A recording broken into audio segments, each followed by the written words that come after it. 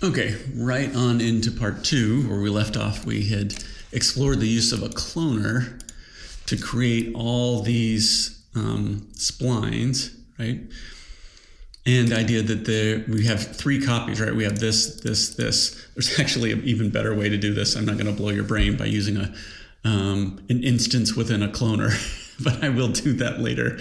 So I have these 3 copies, and we can kind of look down in this radial array, right? We can see the 3 outer ones, we can see the 3 inner ones, and across that surface, you can see how it's generating this. This is probably the view I should have shown in part 1 here, right? So it's moving across that surface, and we have this interpolation going on. Yeah, I don't think organic would change any of that. Linear, so if you really wanted it to carve really a hard structure right across that. We have so many subdivisions, this looks pretty smooth, but here, instead of it bulging out, it makes a smooth transition in here, so we get this really kind of crisp, which, you know what, I'm kind of grooving on that part. Totally down with that. The more I look at this, I wish maybe I hadn't done so much of a bulge down there, but because it's generative, I could go back and modify these if I really wanted to later on, and maybe I will. All right, so we now have a basic understanding of the cloner, and we're doing stuff with the loft. It's just this different idea of generating the curves instead of me hand placing them and rotating them. I'm going to use this fancy thing to do it. Cool thing number 1. The next thing is I also, on top of this surface, I can do things to modify or deform the surface. So we're going to do that. Let me, just like I did in the first one, let me go to a new scene here, and I'm going to create a, what should I create here? Let's put a cylinder in place. And I've turned on its wireframe so I can see it. So this is just an object that I'm going to use. And what I'm going to do is deform it. In this case, I'm just going to, I'll bend it, right? So right beneath the generators, there's some other these modifiers. This one is a deformer. And the green ones, when I create this, that means something wants to go into it. So something is a child of it. The deformers can function a couple different ways, and I'll show it here because it's going to be slightly different in the example scene.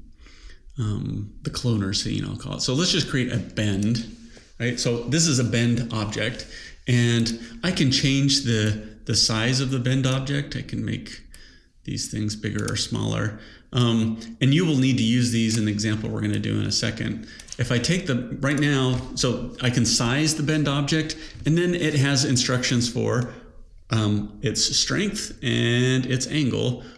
So you can see here as I move this along, this little box is bending. It's not really doing anything, right?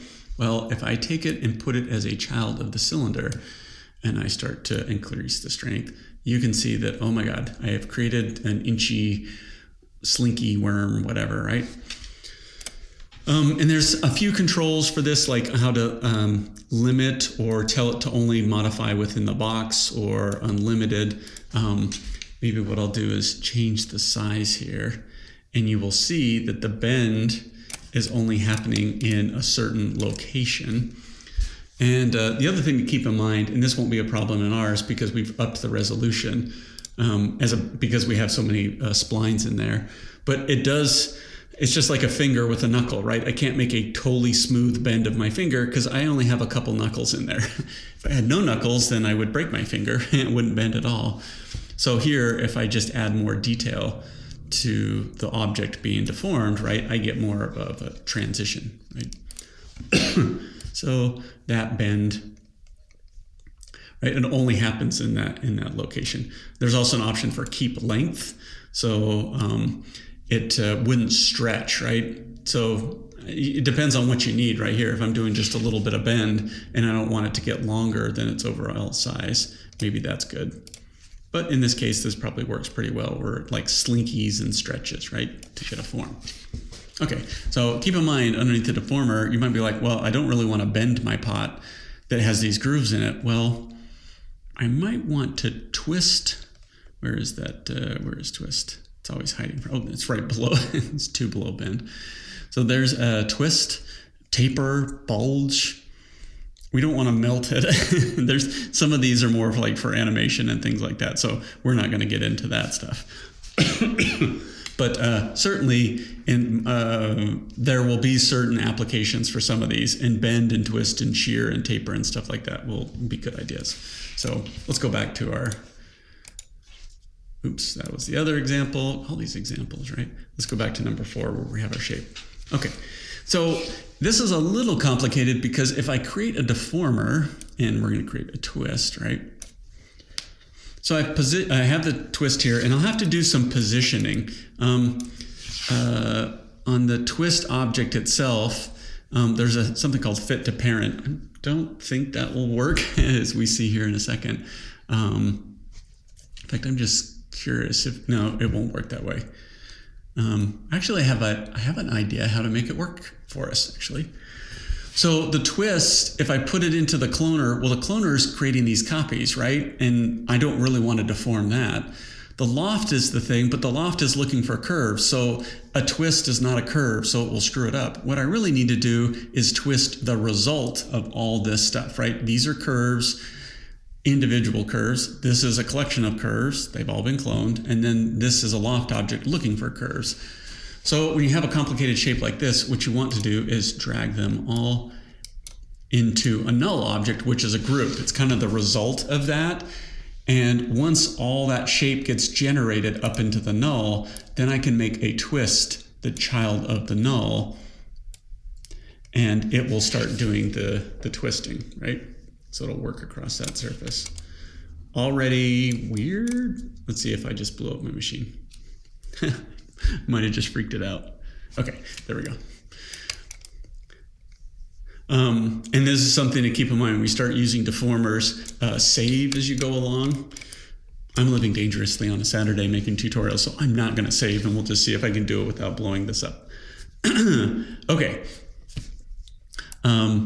Something to keep in mind is that the twist happens inside wherever that volume is. Already you're like, yeah, totally cool. I can animate this, right? And what this might look like. So as a pattern, again,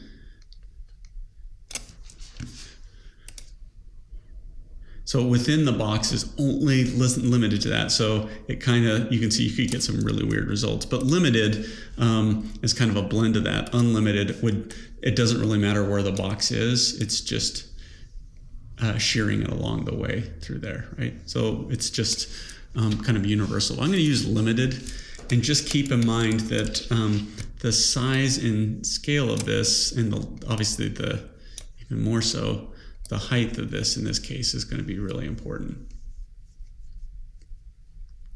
So maybe I just taper it that way, how that works.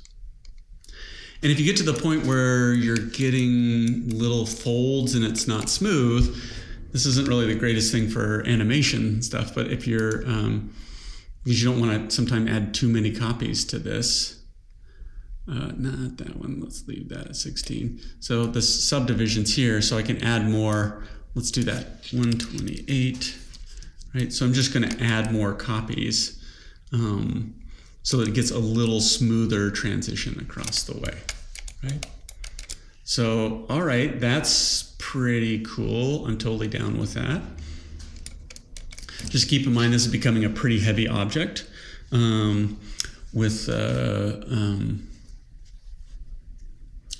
all the subdivisions in here to make it kind of smooth. I'll turn those off so we can just see the form itself, right? So that's pretty cool. And it's still just an empty shell, right? It doesn't have any thickness. It's paper thin. And again, I believe the extruder likes that when it works through there. Okay, one other thing. So here's the twist. What if I wanted to, I don't know, modify it some other little way? And then this one, maybe taper. Let's use that, taper or bulge. I'm just going to use taper. And I'm going to put the taper down into the null. And again, I'm just going to make this a little bit bigger so I can see it. So let's make it 500 by 500, and let's make this 500. Right, so where that tapering will happen, right?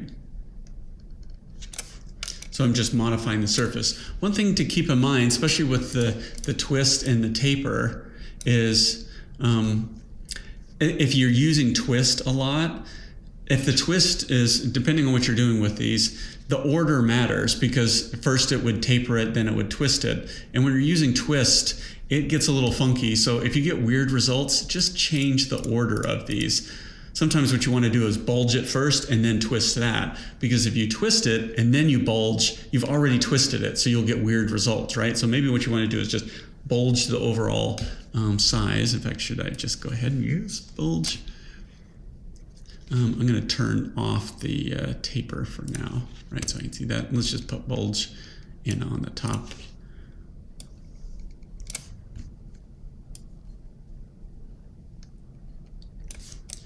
Right, so that's not bad if I put bulge on the other side of the twist.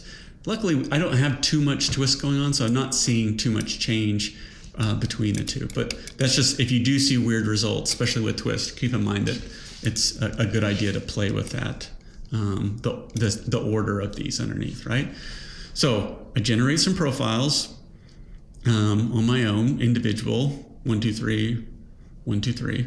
I clone them. I loft them to get a surface. That surface comes out and basically goes to the null object. And inside the null, some of the children are also this bulge, twist, and taper, right? These deformers.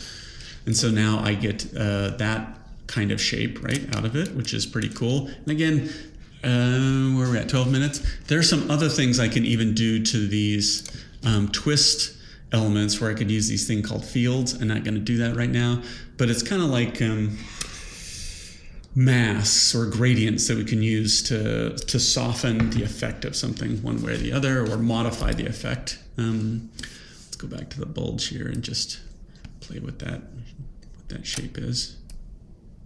Right? Or I can use a negative, right? So, I mean, that's a pretty interesting form shape. I'm going to go with that. And the nice thing is it's all non-destructive, so I can be like, I can try this, I can try the other, I can just continue to change these parameters. It's still always that surface, right? I don't have to go back and rebuild it. It's just there, right? I haven't carved it away, like, well, throw it away and start again. So in the previous tutorial, let's go back to the cloner and just, instead of iterating, I don't know, let's see what happens if it does it randomly, right? So now I get a variation across that surface. I might get some weirdness. I have to be careful and cautious about that, right?